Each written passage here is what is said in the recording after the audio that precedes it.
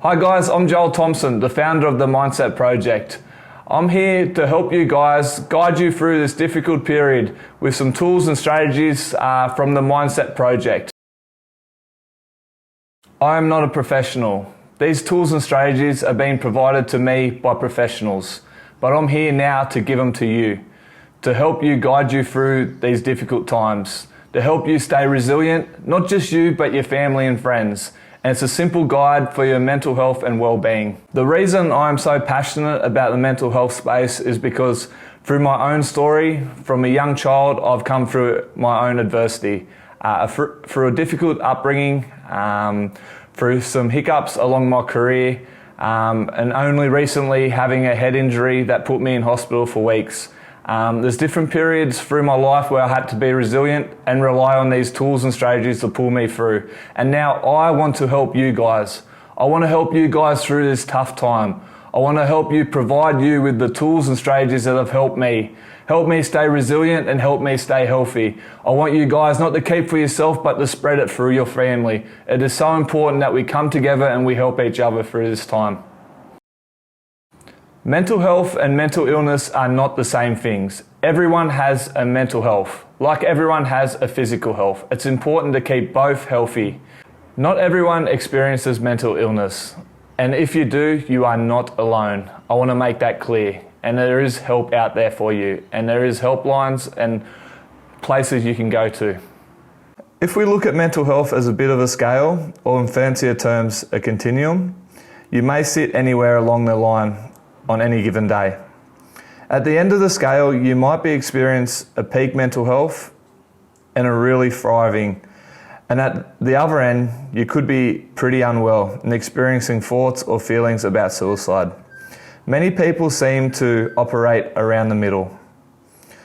Not really happy and doing well, but also not particularly unwell. The problem with sitting somewhere in the middle is that life isn't always easy or predictable. At some point, we are all challenged by change, loss, and grief. When life presents us with one of those challenges, like a relationship breakdown, the loss of a job, or a death of a loved one, we can slip down pretty quickly if we don't have the tools and resources to protect our mental health. In the same way that people go to the gym or go for a walk a few times a week, we should invest in our mental health. Everyone can benefit from employing simple strategies to improve and maintain our mental health and push us up the scale as much as possible. Starting the conversation may make you nervous. You might be feeling nervous or scared, but the fact that you are starting the conversation is the most important thing. And here are some tips to get you started. Listen, one of the best strategies you can have is to sit down, to have no judgment, but make sure you're there to listen to what they have to say. Listen to understand, not to respond. And when they open up to talk, not to judge them and to be there for them. Plan. Where and when are you going to sit down and have the conversations? Let's try and think about where they will open up. Where are they comfortable to have those conversations? And also remember, have the conversations when you are both sober. It's important that you are both thinking clearly and you're there to support each other. Consider having the conversation over an activity that you both enjoy. If it's a game of touch footy, if it's a game of tennis, whatever that activity is, just make sure you both enjoy it and you can open up. Be prepared. If the person is ready to open up, that you're there to provide them with the services and resources to give them, and you're there to guide them through. Through my own experience for me, for having my wife who was there to help guide me and take me to a professional and help me talk through that I needed to. So I could recommend, so make sure you're prepared to do that. And also check in on them regularly. Make sure you send them a text, a phone call, whatever it is, make sure you're checking in on them. Make sure they know that you do care, because when people are struggling, they need to know that people out there love and care for them to pull them through this difficult time. Self-care. There isn't a person on the planet who wouldn't benefit from some self-care. You don't have to be going through a hard time to invest in yourself. Self-care is a deliberate act to improve your mental health and your well-being. A few ideas for self-care are listed on the screen. Engaging in self-care will be different for everyone, depending on what brings you joy. Write down 3 simple activities or actions you can include in your self-care routine.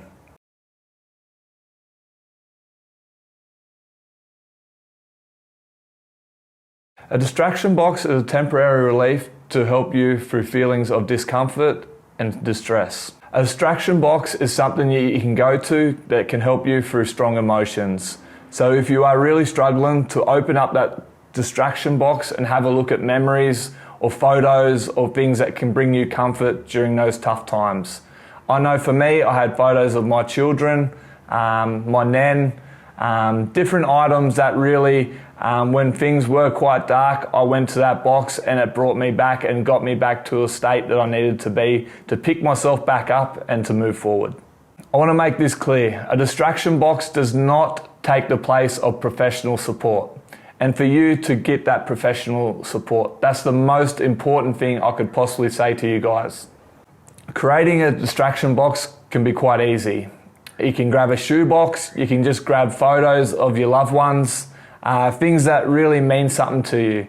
And to have that box underneath your bed, somewhere safe, and if things are really tough, if you lose your job, if you're isolated, if things are really tough at that stage, to go to that box, open it up and remind you that gratitude, the things that really matter to you, that can pick you up out of that place and really pick you up in that moment and can help you then guide you to that professional support that you may need. Now take the time to think about the items, memories and experiences that bring you the most inner peace and happiness. On the screen you'll find items you could include.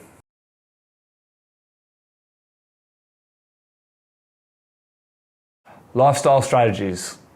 There are strategies that can help support you through poor mental health and also support good mental health. These strategies include being active and exercising for a minimum of 30 minutes a day, getting into a good sleeping routine and ensuring you get regular and adequate rest, eating a balanced diet and adding a nutritious food such as fruits, vegetables, fish and lean meat, reducing alcohol intake and have alcohol-free days, weekends or weeks, getting organised and making a daily or weekly schedule or a to-do list to help you prioritise what's important and to make time for self-care, fun and relaxation.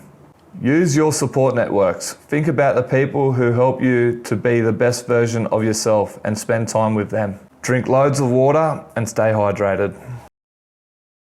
Positive psychology takes away the focus from what's wrong with us and our situation and puts a more focus on what is good in our life and what we can be grateful for. When we work on and strengthen our positive psychology skills, we spend more time at the healthier end of the mental health continuum. Life is going to throw curveballs. That's why it's important that we have positive psychology strategies in place so that we can bounce back through this adversity. Gratitude, in simplest forms, is acknowledging and being content in the positive things that are in your life. Appreciating the people that support you and say thank you to them. A simple way to practice gratitude is to grab an old notebook and write down the 3 things that went well in your day. It can be big things or little things. Practicing gratitude before bed can end your day on a positive note, and it can set you up for a better tomorrow. Take 10 seconds to write down the 5 things that went well in the past week or that you are grateful for.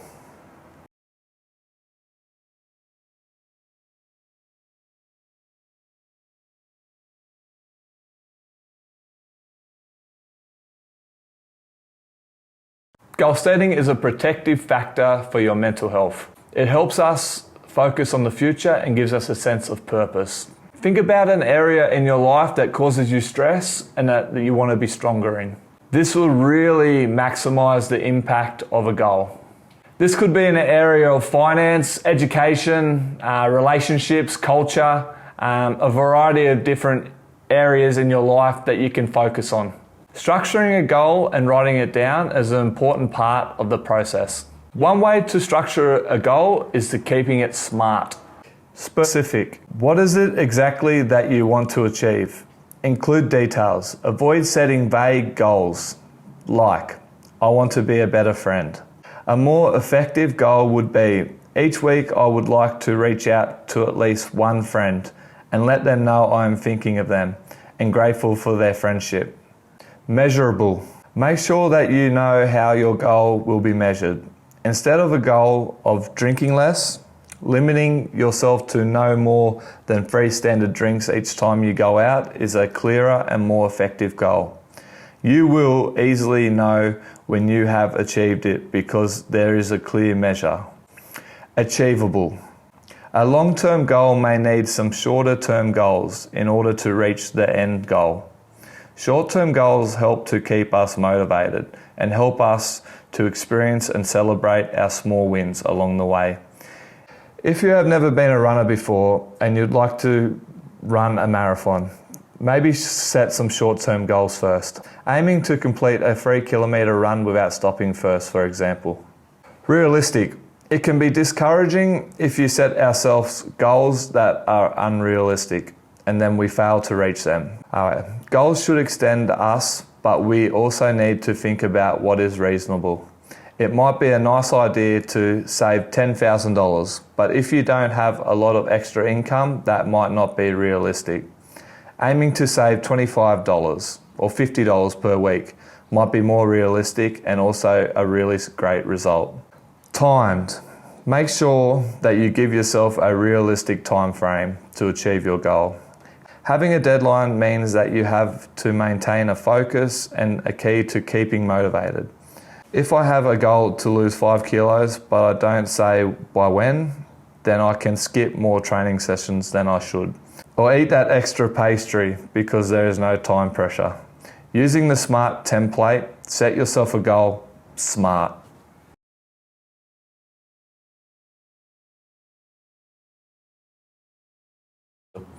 Mindfulness is an evidence-based positive psychology skill that can be practiced and improved. It can bring calmness to our lives and reduced anxiety. It can help improve our sleep patterns and improve our focus. There are lots of great mindfulness apps. These include Smiling Mind, Headspace and Calm. Download one and give it a go. It might not feel natural, but please give it a go and it'll become more natural. Problem solving. When we are overwhelmed with a number of life stresses, it's hard to think clearly. We know at times we are feeling down and not ourselves, and we got to know why. Identifying problems, working out strategies, and solving them can bring back control of our lives. There is a number of strategies that can help us solve problems. The ABCDE chart is one of them that can help. Address the problem. Name what is causing you stress. Brainstorm. List all the possible solutions, even those that seem a bit out of the box. Consider the consequences. For each of the solutions you listed, think about and write down all the possible consequences if you were to choose that solution. Decide. After careful consideration, identify the solution you think best solves the problem and has either the least consequences or the consequences you are most comfortable with. Evaluate.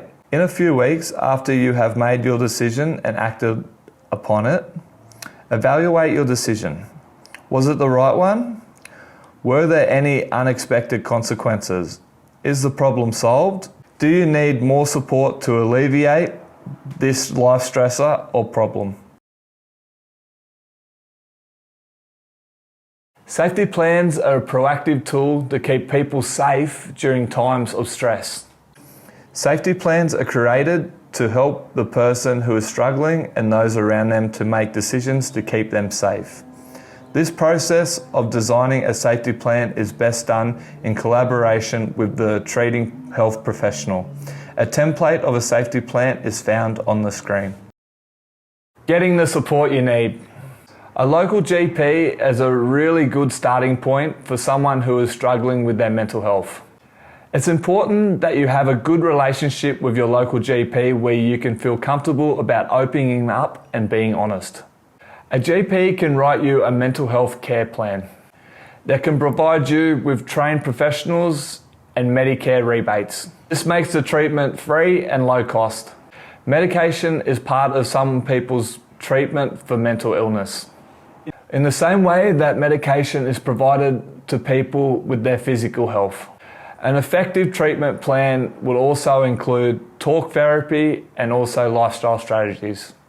Professional support can come in many forms for mental health. Psychologists, psychiatrists, social workers, occupational therapists all provide different types of therapies. It's important that you feel safe and comfortable with your practitioner. You could ask your GP for a referral, do some online research, or you can get some recommendations from someone that you know that has got provided support before. If you're finding it difficult to build that rapport with someone, ask for a referral to see someone else. It's important that you feel confident and comfortable with your mental health journey, and your treatment needs to work for you. Particularly in rural and remote communities, it is hard to find access to mental health services, but there is still help available. The internet is a great place to find online support, but make sure you visit reputable and evidence-based websites. An example of a great online service is Headspace. Headspace is exactly the same as a centre, but all appointments happen online. People aged 12 to 25 all have access to this service for free. And you can chat to professionals about employment, alcohol, and drugs. Support groups is a great way to connect with people who have similar experiences as you. Support groups are for people who are suffering from mental illness or addictions, or for people, family members who are also experiencing the effects of mental illness or addictions. Sometimes the experience of mental illness can be quite isolating for those people involved. Knowing that you are not alone can be a very positive experience. Support groups can come in different forms. Some act as peer support and some are run by professionals.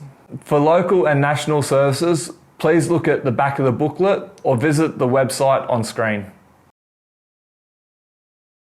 I just want to say a big thank you for joining me. It's been a passion of mine for the last 10 years to be involved in the mental health. It's important for me to give the resources to those that need it. And I want you now to spread that. Give it to your family and friends, and please take care of each other. We are all in this together, and that's the most important thing. Be there for each other. Make sure you're checking in with your family and friends and taking care. Okay? And if you need more information, please don't hesitate in getting in contact with a trained professional. That's the most important thing I can say to you guys. We will all come through this, and we will come through it stronger and more resilient. So please take care and go Manly.